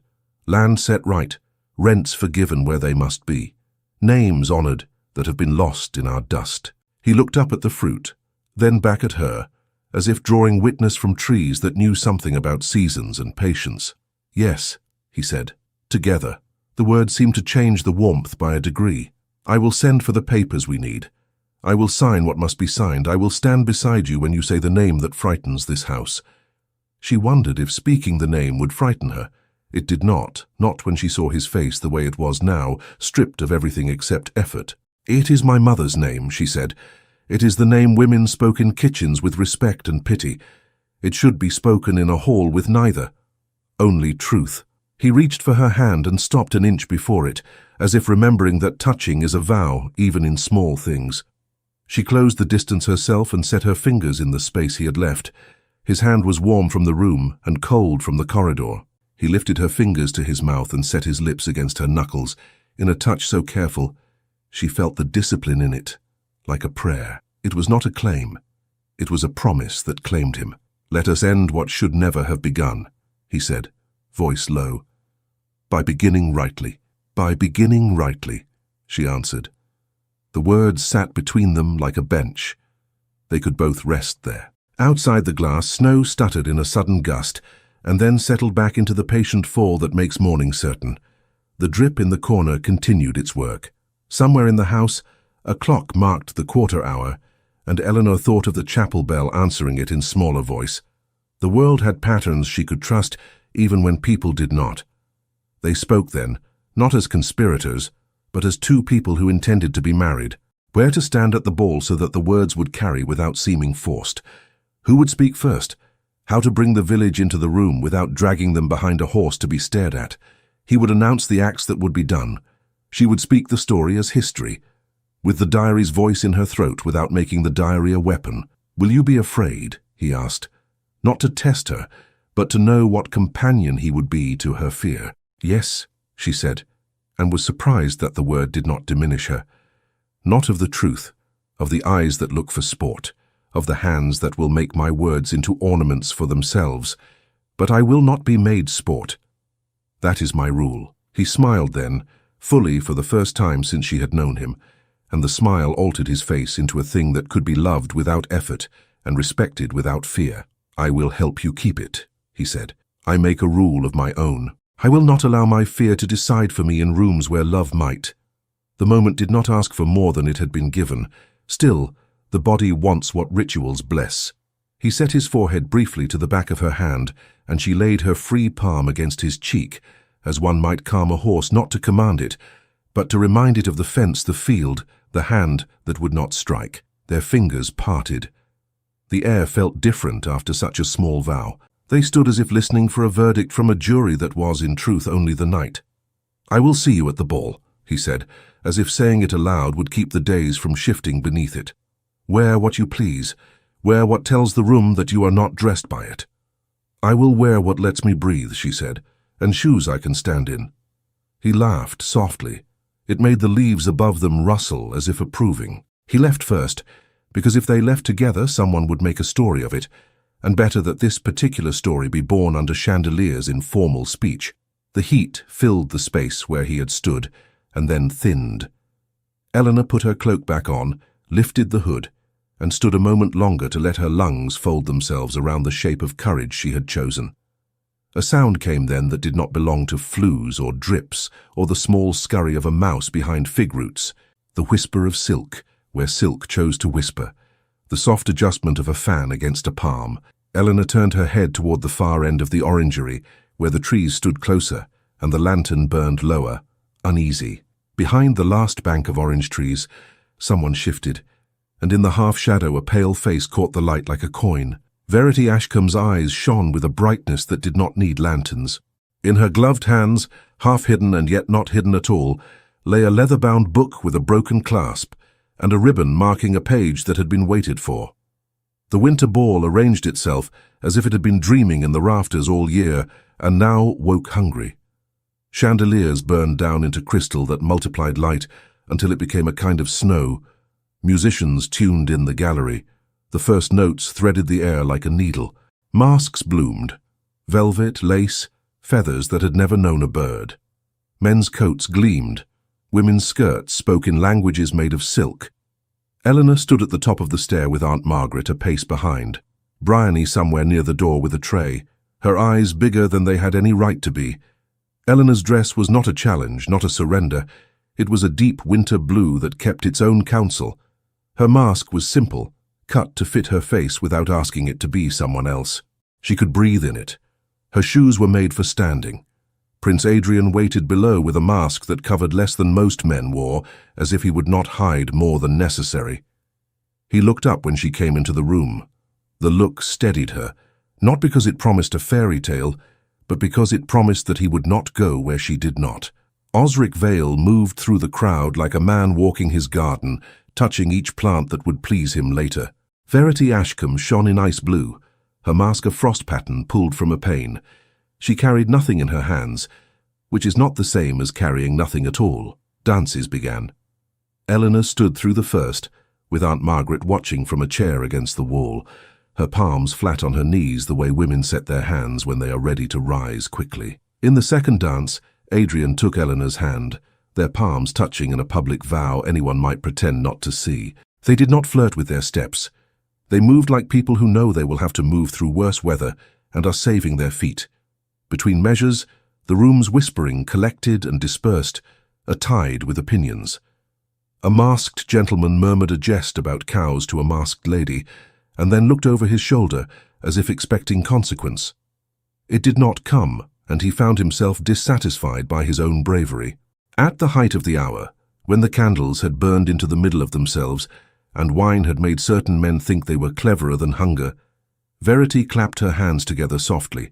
The gesture drew attention, without seeming to demand it. She stood near the dais where a small table had been set, with a book for guests to sign, and a pen that looked unused.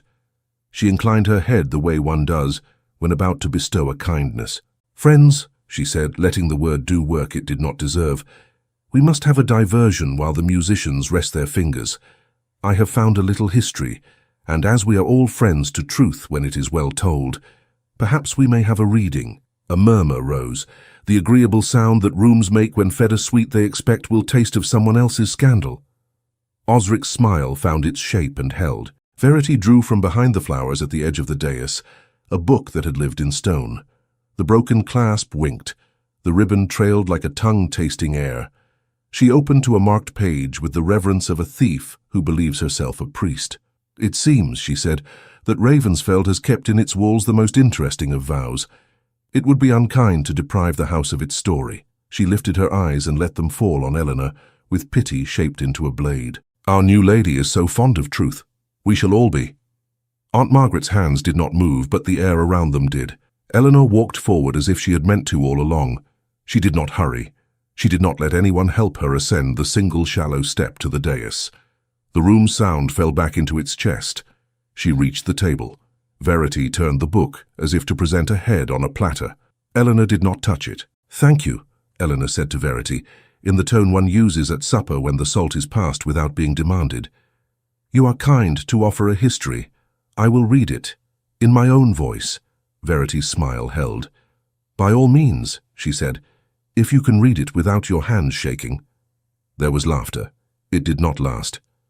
Eleanor turned from Verity to the room.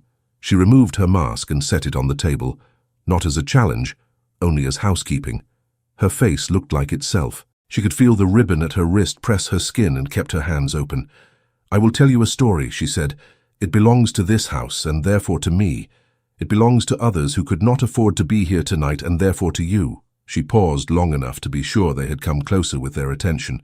Long ago a prince wronged a woman. Not with hands, with paper, and with pride. He took land that fed her people. He made a promise in a small room to make it right, and did not carry that promise into the hall. Because he feared the hall more than he loved justice, he then swore a vow to a witness that he would fear forever the day when that woman's blood came back into this house unannounced. She let the word fear rest where all could see it. The vow pleased no one. It did not mend the wrong. It only taught men to be ruled by a ghost of their own making. It taught counselors to whisper, and use the whisper as rope. It taught those who were hungry to be patient when patience was not piety, but punishment. It taught women to keep their mouths shut, and right in walls. A stir ran through the ladies like wind through dry grass.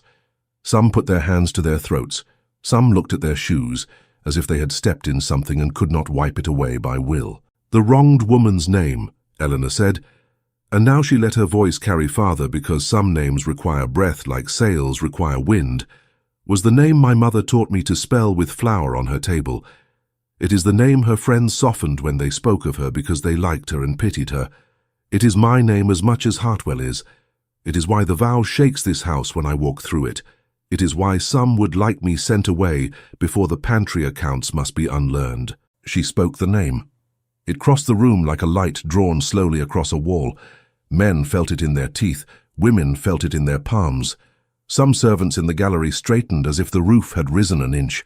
Silence followed, not the silence of triumph, the silence of a thing being set down. Prince Adrian climbed the one step and stood beside her. He did not take the book from Verity's hands. He did not look at her at all. He took off his own mask and set it beside Eleanor's. He looked at the room and at the men who thought they loved him, and at the women who had made a game of their own loneliness, and at the servants who had learned to bend without breaking. "What she says is true," he said. "It shames me because my house has been ruled by a fear meant for one man and carried by many. It shames me because men in this room have carried it for me when I should have done my own lifting. It shames me because it has been used to hurt where it should have healed." He did not pace. He did not thump the table. He spoke each sentence as if he had weighed it and would feed it to the room because the room was starving for something other than cleverness.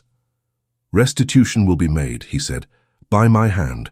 Rents are forgiven in the parishes touched by the old theft. The land in question will be reviewed and restored where law allows, and where law lags justice, we will bring law forward. Her charter will be signed." He nodded toward Sir Rowan, who placed on the table a sheaf of papers with seals dangling, not sticky wax but work, to provide schooling for girls of that name and of their neighbours besides, and an endowment for widows whose husbands die with pride but no coin. The wronged woman's name will be placed in the chapel with the names men have thought more interesting. It will be honoured because it is true. He turned, found Eleanor's hand, and let the court see the untheatrical way he held it.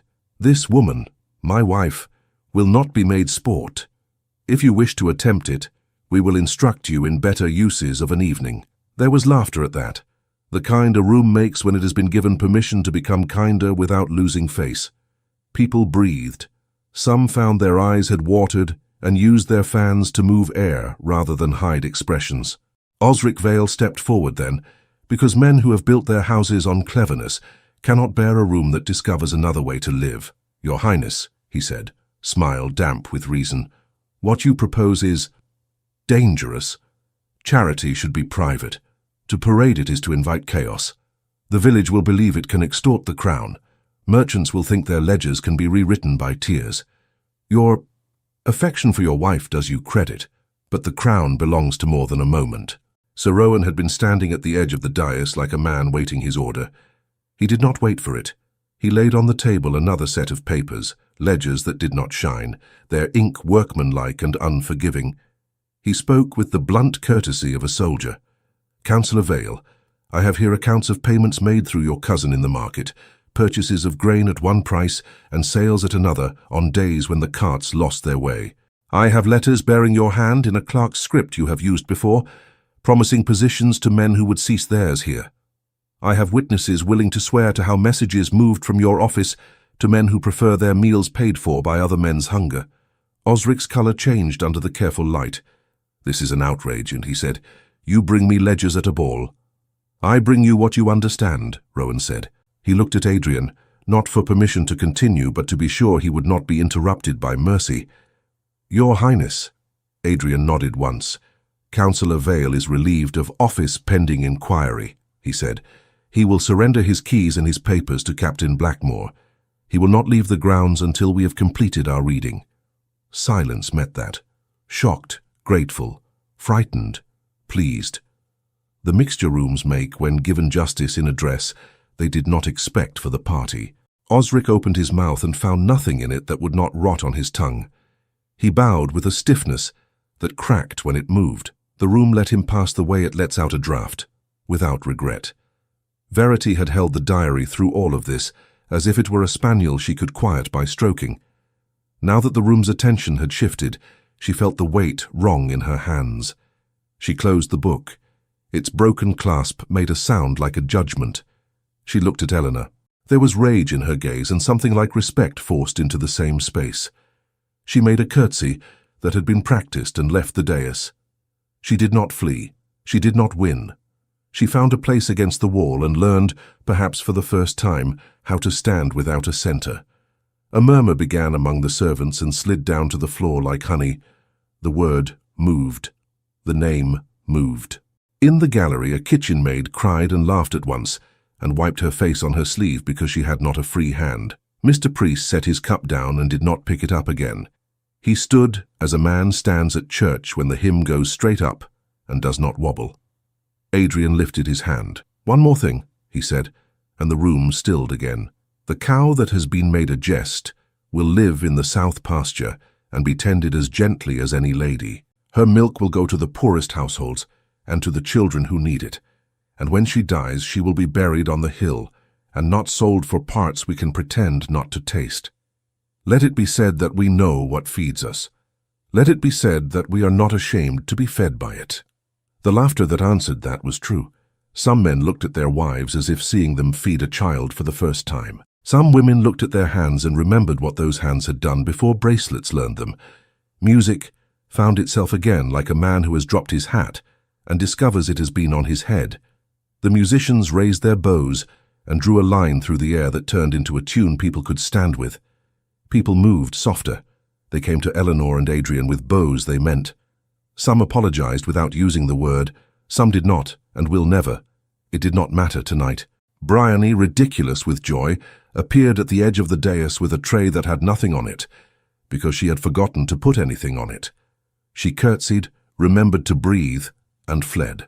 Aunt Margaret came to stand where she could see Eleanor and the prince and the room all at once. She did not smile wide. She allowed one side of her mouth to consent to the evening. Her eyes were wet and did not apologize for it. Eleanor stood with Adrian's hand in hers, not squeezed, simply present. She felt the heat of the room travel up from the candles and down from the chandeliers and settle in her chest where breath lives. She looked at the book on the table, and then at the people who had been fed by its words, whether they admitted hunger or not. She thought of her mother's name in flour on a table, and in ink on a page, and soon on stone in a chapel. She thought of the village and the carts that would arrive on time more often, now that men had been told they would be seen. She and Adrian removed their hands then, and stood side by side, unmasked. The court bowed. The music lifted, and the hall changed its mind about itself. Dawn came like breath on glass. Snow had laid itself thin in the night, a sift that made every stone sharper and every step deliberate. The small chapel smelled of beeswax and old wood, warmed again after long patience. Candles burned along the rail. No chandeliers here, only flame enough to make faces honest. Aunt Margaret stood with her palms on the back of a pew, her bonnet tied neat, her eyes bright with hours she had waited for. Bryony hovered near the door with a posy of winter greenery that had entirely too much pride for its size. Sir Rowan Blackmore took his place a little apart, as soldiers do, where he could see everyone and yet not intrude.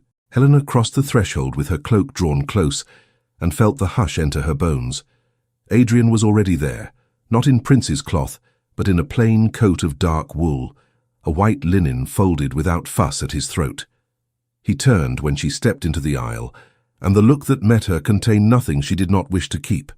He came forward 2 paces and stopped because stopping matters. She stopped as well. They stood in that small space between steps and felt the shape of their choice. "Good morning," he said, as if it were the first morning anyone had ever earned. "Good morning," she answered, and the sound of it changed the air. There was no priest. There was no need. Aunt Margaret had put the Book of Common Prayer on the rail in case anyone forgot how to speak promises, but the promises they would make had been written in the rooms of their mouths last night when they had found how to say together. They came to the rail and set their hands on the wood as if laying a tool where it could be shared. Adrian spoke first. "Steady." "Eleanor," he said, and the name had no title. "I have been given fear and trained in restraint. These will not be my inheritance to you. I give you my hand and the portion of my courage that I have learned to keep for those I love. I promise to stand where you stand when truth must be spoken, and to be silent when silence will keep you strong. I will not hide you to keep peace, nor display you to keep favor. I will ask your counsel and heed it. I will temper my temper with your gentleness, until anger is no longer a draw, but a lesson folded away. I will not make sport of your heart. I will not permit others to. I will work with you until the work is no longer ours, because it has become the world's. She had not thought to cry. She found she had, and smiled at the silliness of her cheeks. She pressed her palm flat to the rail to keep from reaching for him too soon and spoke. "Adrian," she said, plain as bread, "I was counted as a price and walked anyway. I grant no one the right to name me but myself, and now you may name me as yours. I promise to speak truth with love when lies come dressed as duty, and to listen when my own pride is tempted to call itself righteousness. I will keep our home open to the people whose work feeds it. I will guard your quiet. I will remind you to drink your mint and to trust your own hands. We will make a vow that fear cannot keep for us and keep it ourselves." Aunt Margaret's mouth went soft as if it wanted a laugh and a prayer at once. Bryony sniffed and pretended she had a cold. Sir Rowan studied the floor with a care that might have been reverence. Adrian drew from his pocket a plain gold ring, the metal warmed already by his palm. He did not make flourishes. He held it like a small sun in winter. "If you will," he said. "I will," she answered, and held out her hand. He slipped the ring over the knuckle and down, the band finding its place with a certainty that felt like a prayer exhaled. When the cool metal settled, her heartbeat adapted to its weight as if it had always been waiting. She took a band from the pocket of her cloak in turn, as simple as his. "If you will," she said. "I will," he answered, and she placed the ring on his finger. It sat there, bright as good work done in light. They did not kiss at once. They stood with their foreheads close, and let the warm, ordinary miracle of breath shared do what grand gestures cannot. When they did meet, their mouths fit with the patience of two people who had used words to build the house, and now came inside. It was a kiss that knew it would have a lifetime to deepen, and made no hurry. Aunt Margaret cleared her throat in a way that made Eleanor bite back a grin. Bryony clapped once, and then hid her hands. Sir Rowan looked at the window, where morning had decided to show its face through a small triangle of blue. They left the chapel hand in hand. The day had brightened to the colour of tin warmed by touch. In the corridor, Adrian paused as if he remembered a small thing that mattered greatly. "Come," he said, and led her not to the great study with its carved stag, but to the smaller room where a man writes letters when he wishes the ink to be honest. He unlocked a drawer of ebony wood, its surface dark and old as lake water. He drew it open. Inside lay letters, yes, but not the kind that wound. The new charter he had promised folded and sealed, a list of names with amounts inked beside them that were not debts but gifts, a schedule of deliveries to the village written in a hand that could be read by any man who might have to carry it. "This," he said, "holds what needs guarding. There are no traps in it, only work. I would keep it with you." He took the small brass key from his pocket, the very one that had sung on rushes and made fear look foolish, and set it in her palm. He closed her fingers around it. "We keep this together." She swallowed. The metal was simple, not enchanted. It had opened a quiet prison once, it would open a better thing now. "Together," she said. The garden waited with frost pricked like stars in small grass. The south pasture lay beyond the low wall, a rectangle of white-greened field dotted with stubble from summer's hay. There the infamous cow grazed under a pale sun, her breath a faithful plume. Children had come as children always do when told they must not. They hung on the fence, hats askew, ears red, wonder uncivilized. A boy pointed and whispered, "That's the queen cow," and the girl beside him corrected, "It's the queen's cow, which is different," and both statements made the world kinder by an inch. Eleanor and Adrian walked to the fence. The cow looked up, recognized nothing and everything, and came with the unhurried certainty of creatures who do not pass rumor. Eleanor reached out and laid her hand on the broad forehead. Warmth met skin. The bell moved and made its small song. Somewhere the kitchen heard it and believed for that moment in feasts. "Shall we keep her name as she has always been named?" Adrian asked, amused. "She has never needed a new one," Eleanor said, "like certain people." He laughed quietly, and the sound laid itself over the morning as if it had always belonged there. The children stared, wide-eyed at a prince who laughed like a person. Eleanor beckoned with a finger. "Come," she said to them. "You may stroke her muzzle if you are gentle." They came in a spill of boots and gratitude, and the cow suffered them as queens suffer ambassadors. They walked on, along the frost-lined path where the ewes hid their dark myths, and Snowdrops had decided to be brave earlier than sense would suggest. Adrian's hand stayed in hers. It did not grip. It asked and was answered. Stone warmed under thin sun. The air pushed its way into lungs and made everything simpler. "Do you remember what you told me that first day?" he asked, mouth tipped as if toward mischief and toward apology. "Which part?" she said. "There were many braveries I did not feel.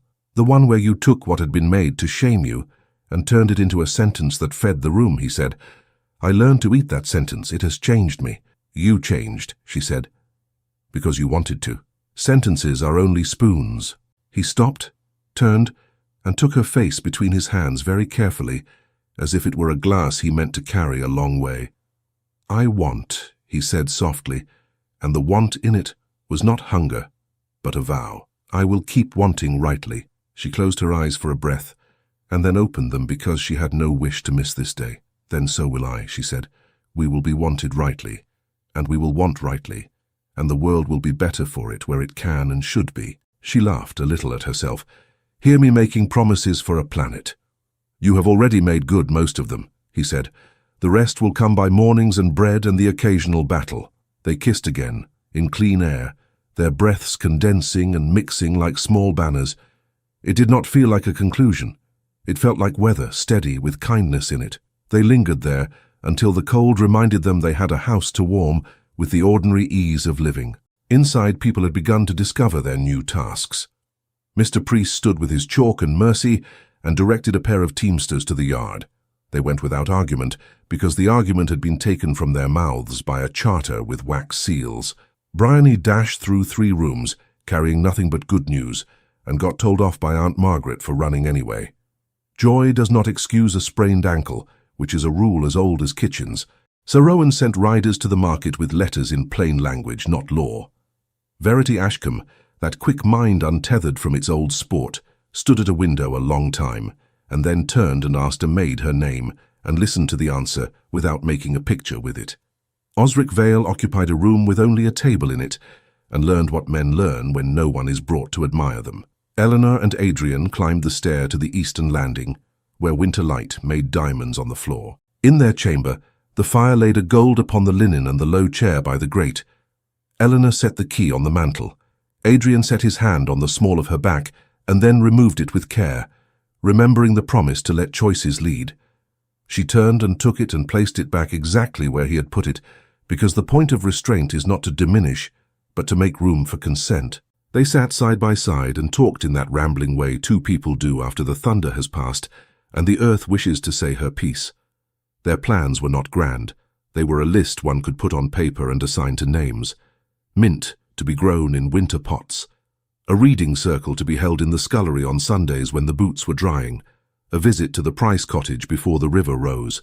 Letters to be sent to the parishes with coins and apology, both inside. When the light crept higher and the day asked for ordinary clothes, they rose.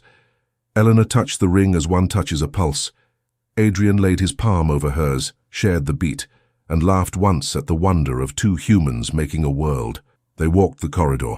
The portraits on the walls, the men who had drawn in their lips at truth and the women who had held their tongues and written in walls, seemed to soften by a paintbrush's breath. Windows let in the cold and the sound of a bell in the yard, the cow's bell, the chapel's bell, a boy striking a pot for fun. It all counted. "If you are listening," Eleanor would have said to the room and to the time that watched it, "take this. People will set a price on you to make their sums neater. Let them. Their arithmetic is not your worth. Fear, dressed up as tradition, will tell you to keep old vows because they are old. Ask whether they are true. If they are not, speak with love out loud and do the work speech requires. The world does not turn on one grand gesture. It turns on mornings where you pour tea for a boy and learn his name, on a ring that is simple, on a key that opens not secrets but shared labor. Then as now, the bravest love is the love that tells the truth and stays to build what truth unmasks. Thank you so much for listening to this story all the way to the end. We hope it moved you as much as it moved us while telling it. We'd love to hear your thoughts. Leave us a comment telling us where you're listening from and what you liked the most. Rate this story from 0 to 10. What score would you give it? If you enjoyed this story, don't forget to subscribe to the channel and leave a like as a show of support.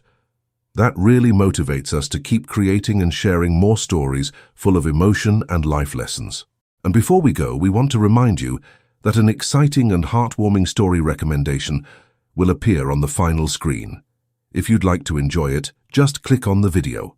Thank you once again for being here, and we'll see you in the next story.